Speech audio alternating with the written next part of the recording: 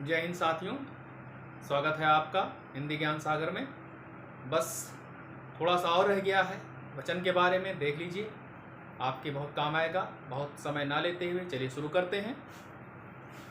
प्रत्येक, हर एक और हर कोई, ये शब्द आ जाए तो ये एक वचन में आएंगे। प्रत्येक, हर एक और हर कोई। जैसे उदाहरण देखिए, प्रत्येक बच्चे को एक एक आम दे दो। प्रत्येक बच्चे को एक एक आम दे दो। एक एक आम दे दो प्रत्येक बच्चे, या प्रत्येक जो है ये क्या है, एक वचन है। प्रत्येक मनुष्य ऐसा ही करते हैं। आज हर कोई परेशान है। हर कोई क्या है, एक वचन है। ये क्या है, एक वचन। प्रत्येक क्या है, एक वचन है। ठीक है।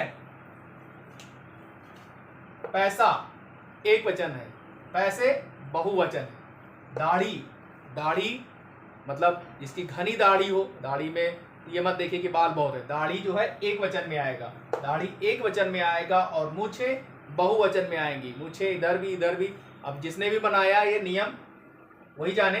दाढ़ी एक वचन में, मूछे बहुवचन में। ठीक है। अनेक शब्द, अनेक जो है वो बहुवचन में आएगा। प्रत्येक एक वचन में, अनेक बहुवचन में। इसको रट लीजिए, नहीं गलत हो जाएगा। अनेक बहुवचन में, प्रत्येक एक वचन में। जैसे विष्णु के अनेक नाम हैं। ठीक, विष्णु के अनेकों नाम है, ऐसा ना करिएगा। अनेकों कोई शब्द नहीं होता है, ये गलत है। अनेक का मतलब ही होता है, अनेक बहुवचन शब्द ही है, अनेकों कोई शब्द नहीं है। तो ऐसा करेंगे गलत हो जाएगा। या ऐसा पूछ लिए विष्णु के अनेकों नाम है, तो ये सेंटेंस गलत है। विष्णु के अनेक नाम है, अनेकों गलत है। विद्यालय में अनेक व्याख्याता हैं, अनेक शिक्षक हैं, अनेकों नहीं होगा। ये उतार लीजिए। हिंदी में शब्द अनेक होता है, अनेकों नहीं होता। अनेक बहुवचन में आएगा, अर्थात एक से ज्यादा। अनेक का मतलब ही होता है एक से ज्यादा, उसमें अनेकों मत लगाइए, मत जोड़िए। अगर किसी शब्द में समाहार, समूह का बोध हो तो वो एक वचन में आएंगे। जैसे 60 बीघा जमीन। अब जमीन 60 बीघा है, 50 बीघा है, 100 बीघा है, लेकिन जमीन का टुकड़ा तो एक ही है ना। भले वो 50 बीघा हो, 60 बीघा हो, 100 बीघा हो, लेकिन जमीन का टुकड़ा तो एक ही है, हिस्सा तो एक ही है। तो 60 बीघा जमीन से आप बहुवचन पर मत जाइए, वो एक वचन ही होगा। ठीक है। 2000 रुपए नोट, 2000 का नोट, 1000 का नोट, 500 रुपए का नोट यदि इम्तिहान में दे दे, पूछ ले, तो आप उसे बहुवचन मत करिएगा। नोट तो एक ही है ना, भले ही वो 2000 का हो, भले ही वो 1000 रुपए का नोट हो, एक ही है ना, तो एक वचन में आएंगे। 10 मीटर कपड़ा। अब 10 में ये मत जाइए कि बहुवचन हो गया, बहुवचन नहीं होगा। कपड़ा तो एक ही है ना, पूरी लेंथ आप जाते हैं कटवाते हैं कपड़े वाले से, 5 मीटर 2 मीटर कपड़ा दीजिए, तो ऐसा तो है नहीं कि वो आधा आधा मीटर, एक एक मीटर काट के अलग अलग करके दे।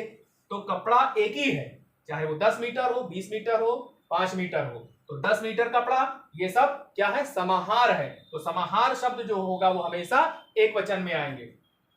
अगर किसी का स्वभाव बताया जाए, नेचर बताया जाए, तो हमेशा एक वचन में होंगे। जैसे बंदर बहुत चंचल होता है, बहुत चंचल होता है, ये उसका स्वभाव है बंदर का। ठीक है। घोड़ा शक्तिशाली होता है, ये घोड़े का स्वभाव है। ये उसके व्यवहार के बारे में, स्वभाव के बारे में बताया जा रहा है कि घोड़ा कैसा है, शक्तिशाली, तो ये एक वचन में होगा।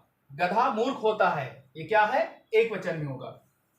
तो आप इसका स्क्रीनशॉट ले लें, उतार लें, वीडियो को जो है सेव कर लें। तो कैसी लगी प्यारे बच्चों, दोस्तों, साथियों, हमारी प्यारी बहनों, और जो हमारे बच्चे टेट या सुपर टेट के हमारे साथी या मित्र या दोस्त या बहनें तैयारी कर रही हैं, या वीडियो री एग्ज़ाम की तैयारी कर रही हैं, आने वाले जितने भी प्रतियोगी परीक्षाएं उनकी तैयारी कर रही हैं, उसके लिए बहुत अहम भूमिका निभाते हैं। तो इसको आप देख लीजिए, आसान मत समझिए। हिंदी का कोई भी टॉपिक आसान नहीं है, अपने आप में वो कठिन है। ठीक है। वैसे तो और भी नियम है, लेकिन वो सब आप किताब में पढ़ लीजिएगा। किताब में दिया हुआ है कि यदि अकारांत हो, आकारांत हो, तो उसमें हम ए जोड़ देते हैं, ए जोड़ देते हैं, या जोड़ देते हैं। जैसे मान लीजिए कोई शब्द है, गुड़िया है तो गुड़िया, चिड़िया है तो चिड़िया, इया कर देते हैं। ठीक है। तो ये सब सामान्य नियम है, किताबों में मिल जाएंगे।